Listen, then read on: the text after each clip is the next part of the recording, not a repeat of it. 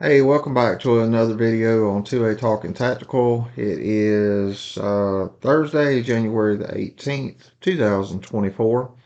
Today we're going to be talking about Senate Bill H.R. 3247. It is a ban on body armor. First of all, I want to thank one of my sponsors. You can probably tell who it is with the flag in the background and the shirt and hat that I'm wearing. But I want to thank USCCA for helping me out on the channel today.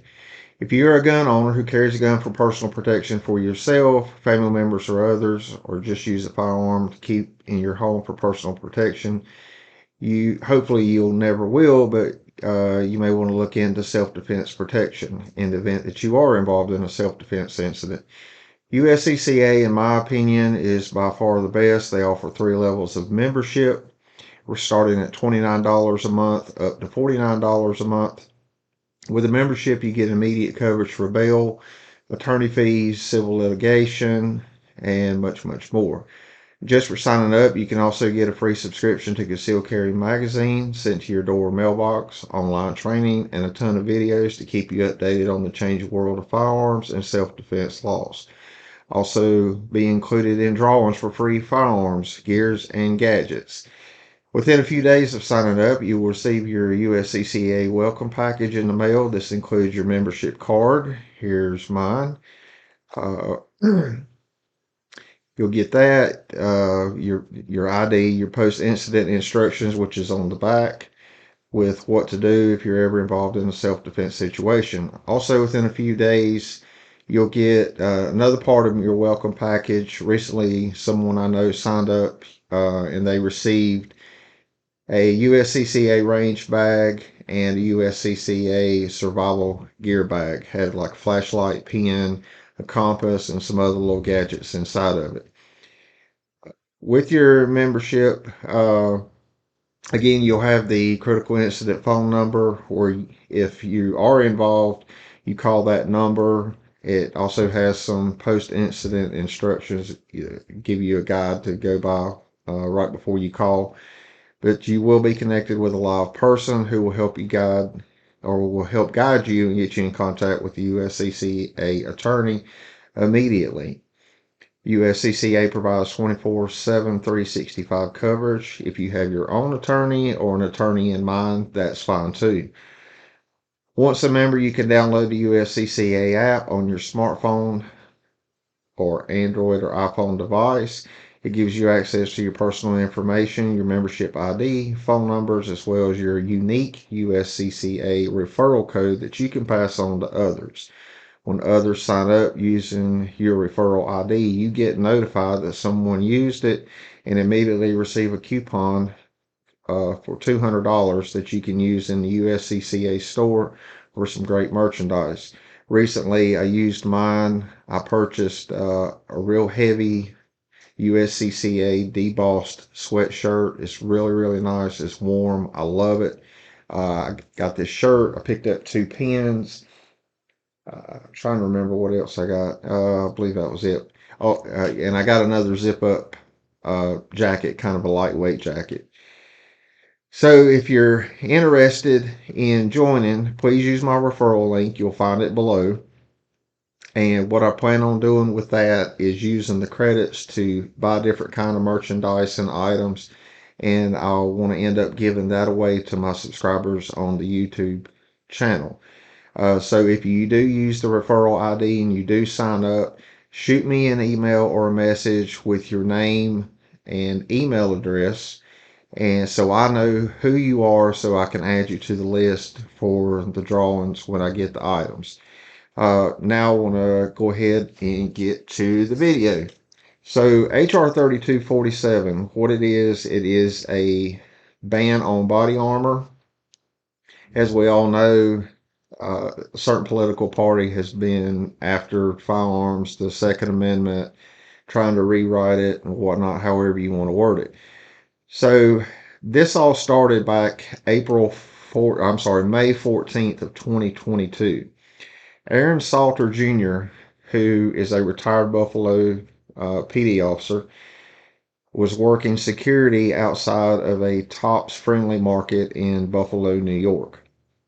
There was an individual that came, he was wearing body armor and had a rifle. He shot 10 people, one including Mr. Salter. So Mr. Salter was firing back at the individual, but was failing to bring him down because he had body armor. Mr. Salter was eventually shot and killed by the suspect. So when this got going, there was legislation brought up for the uh, the ban of body armor. So the 118th Congress, the first session. So this was brought up, I believe it was back in April of 2023, and it's kind of been sitting stale. I'm not sure exactly what's going on with it. But again, you can refer back to it again. It's HR 3247.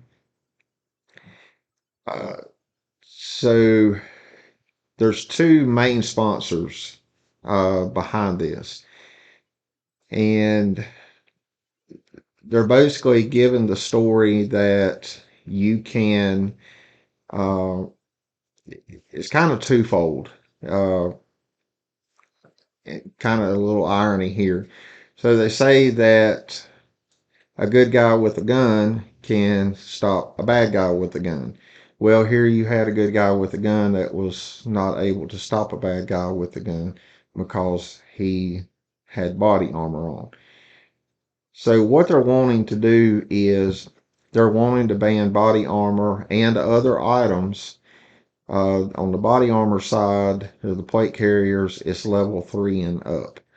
So where we are with this is if you have level 3 and up body armor, part of the wording in it in the beginning is it's unlawful to possess it. However, when you read further in the bill, if you already possess it before the bill goes into effect, you're somewhat, I guess you can say, you're grandfathered in and you can still own it.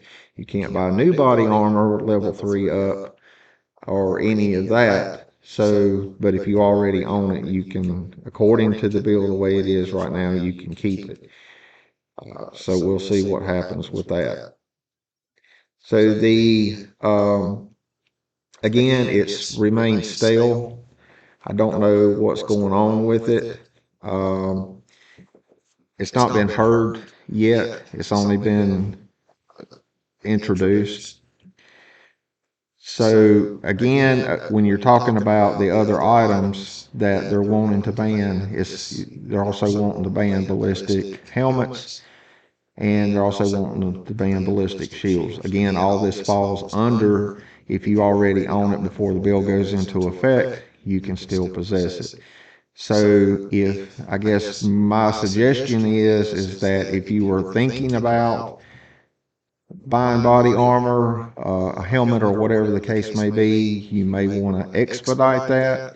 If you already own it, according to this bill, you're good.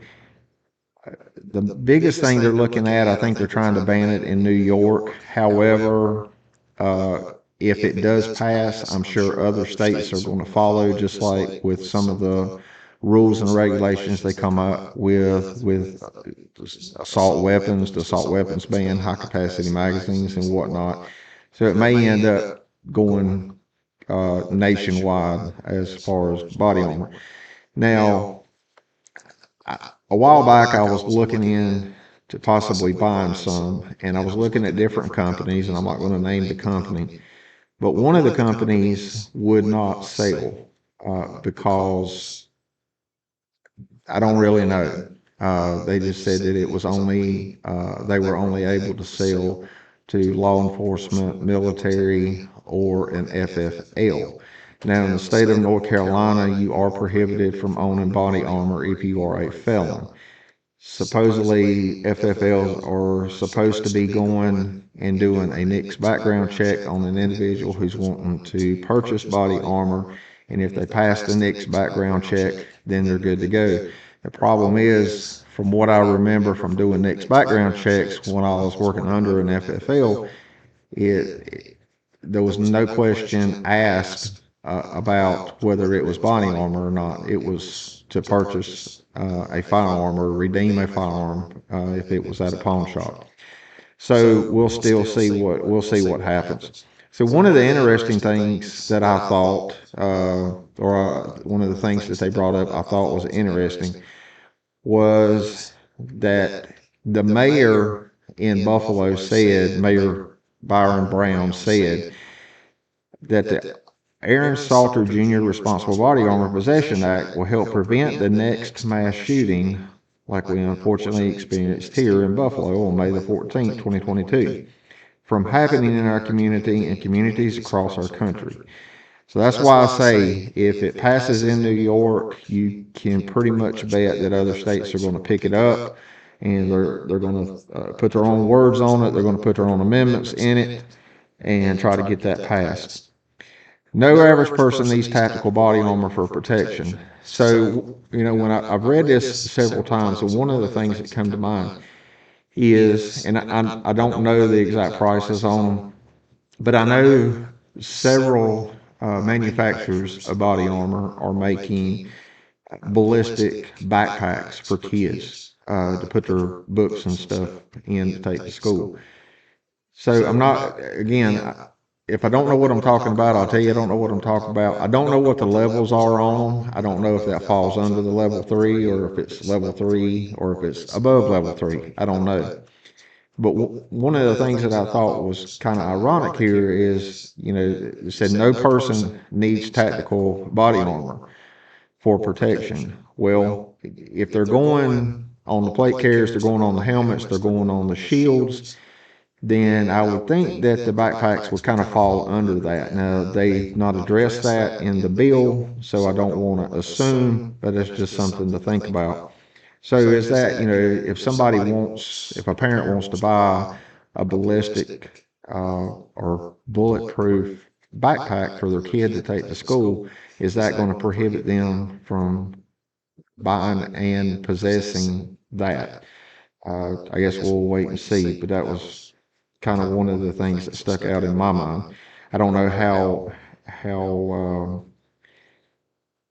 wide that is I don't know what the stats are as far as how many kids have that or whatnot. So I'll try to do some research on that. And then he goes on to say, I applaud Congressman Higgins and Mean. Congressman Mean, she's the one that brought it up. Higgins has jumped on. There are several co-sponsors. They are all Democrats. I didn't see any Republicans that are co-sponsoring this bill. For championing this legislation and continuing the dialogue of how to keep our communities from the gun violence epidemic. And one of the things that they wanted to do was kind of infiltrate the president's uh, gun safety act that he put into effect several months ago. So we'll wait and see how this plays out. Right now, like I said, it's still sitting there. It's been stale since I think it was April or May of last year. Nothing has been done with it. I am following that on the housebill.gov website. So we'll see what happens. So anyway, if you would, before I go, please like the video. If you like the content, if you have any suggestions, please subscribe, send me some information, or tell me what you think in the comments. I do read them. I don't have that many subscribers right now, so it's not really hard to go over. I do get notifications when somebody reads it. I do get notification when somebody subscribes. I don't see who it is very easily, but I appreciate any help I can get. And also, you can check me out on my podcast, any platform that you listen to your podcast on, Apple, Spotify, any of those, Odyssey, any of those, you can find it. It's under 2atalkandtactical.com. And the website I'm still working on, but for the most part, it is up.